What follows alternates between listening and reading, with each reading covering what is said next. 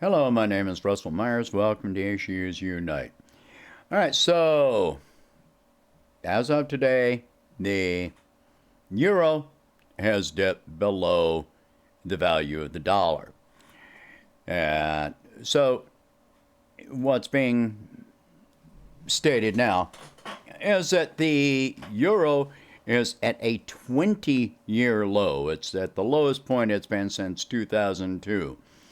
Now, the euro did drop during 2020.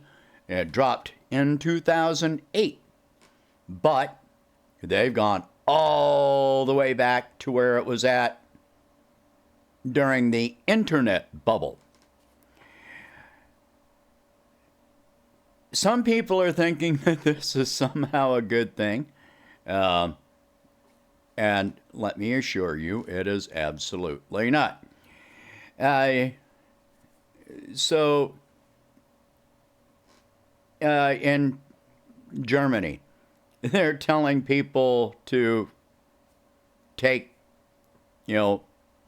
spit baths, wash with washcloth, don't take a shower. The public buildings have turned off hot water, including gyms and public buildings and so forth and so on. Which to me brings up a lot of health issues that could potentially arise as a result. Uh, in the UK, they're paying people to turn off their, uh, it, electrical equipment, appliances that use up a lot of energy, such as washing machines, ovens, etc., during peak usage hours like 5 to 8 p.m. Well, that's when everybody's home. So, and how they're going to pay them £6 per kilowatt. I'm not sure how that's going to be calculated out, but how long are they going to be able to do this? Industries across Europe are shutting down. So I'm going to get to that. All right, so people that think that this is a good thing, it means that the dollar is up above the euro. What that, they probably think, oh, well, that means that we can buy more European goods for the value of the dollar. That would be great if European industries were not shutting down. That means that they don't have the energy. They're not producing enough energy. They don't have enough gas. A lot of their industries do require gas, to function, to, reconfigure their industries to use electricity for such things as heat, melting iron, things like this. This is going to take years to accomplish. And so, no. They had, I think Germany had gone and talked to Canada about trying to procure an alternative source for liquefied natural gas. Well, Canada responded, no, we're not going to do that, because what it would require is for Canada to build pipelines all the way to the ocean and build a liquefaction plant and a port that is specifically designed just for that purpose. And, Trudeau said there's no reason for us to do this because you've been talking for years about going to renewable energy. Why are we going to spend tens of billions of dollars to build this infrastructure to benefit you when that infrastructure will wind up just being abandoned, and we wind up losing money on this that our people will wind up having to pay for years? No, we're not doing it. They've run out of sources to try and replace Russian gas with. It's not going to happen. It is not possible to replace Russian gas in the short term, in the medium term, possibly in the long term. Right now, people across Europe are trying to stock up on firewood. This is going to turn Europe back to the Dickensian era with people burning so much wood and coal and all of this that they're going to have to walk around with top hats and trench coats to keep soot off of their clothing and out of their hair and all this kind of thing. And the respiratory problems that are going to result are unbelievable. There are millions of Europeans that are afraid that they're not going to be able to heat their homes at all this winter.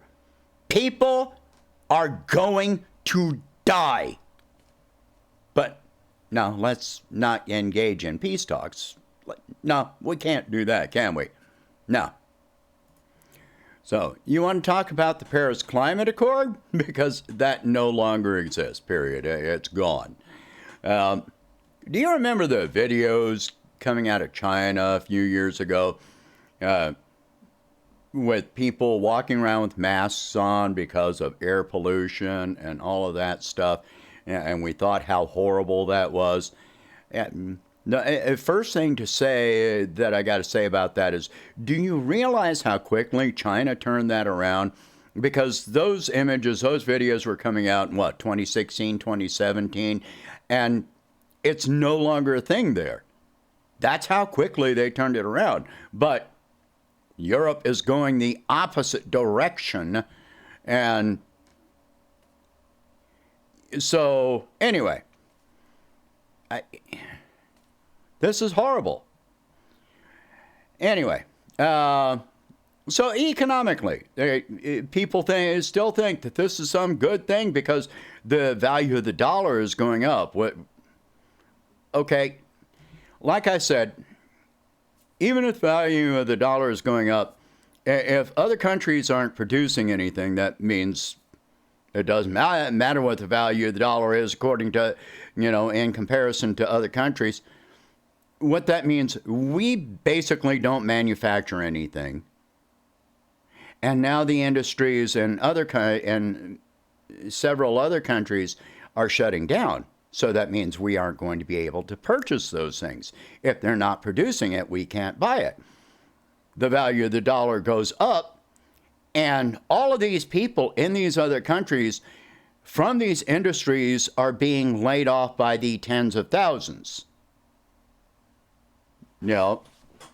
Possibly hundreds of thousands right now. So it doesn't matter what we export if those people don't have the money to buy it. Whatever we're exporting, goods or services, aside from fossil fuels, they're not going to be able to afford it, and it's questionable whether they're going to be able to afford the fossil fuels to heat their homes and keep their lights on, especially if they are laid off from their jobs. So remember in 2008 that when the dollar crashed, when we had our financial crash in 2008, 2009, most of the global economy fell with us. We are still so interconnected. That has not changed. European investors are invested in American companies. Well, American companies, 51% of American companies polled have announced that they are planning on either currently laying people off or they're planning on laying people off in the very near future. A lot of companies are going back up on having people doing remote work. Why? Because they don't want to have to pay for the office space and so forth. The resources to have these people come into the offices, how long those offices are going to be needed or how long the workers are going to be needed is highly questionable. What saved us in 2008, 2009 was China buying up so much U.S. debt that it helped us to recover to the point that we did. But Europe and America never actually recovered from the 2008, 2009 crash. We have never recovered from that. None of it. Europe and America, we never recovered from that crash. So now Europe is falling. Chances are very good. Poland is already talking about possibly pulling out of the euro. And going back to their own currency. Or having both, but that's going to weaken the euro, no matter if they do this. So the euro's already falling, and it's expected to fall further. What's a very good chance is that European countries are going to limit or stop their own investors within their country from investing outside of the country to repatriate their own currency and tell their investors, you have to invest in your own country. That's not an unreasonable thing. So American investments in Europe are falling in value. They've already had to shut down investments in Russia. Their investments in Europe are falling. The stock market is just all over the place, but currently it's down on the decline again. And if you're laying people off, that's not a good sign. So if the euro's falling, we're cut off, the ruble is cut off, which, by the way, while the euro is at a 20-year low, the ruble is at a 7 or 8-year high.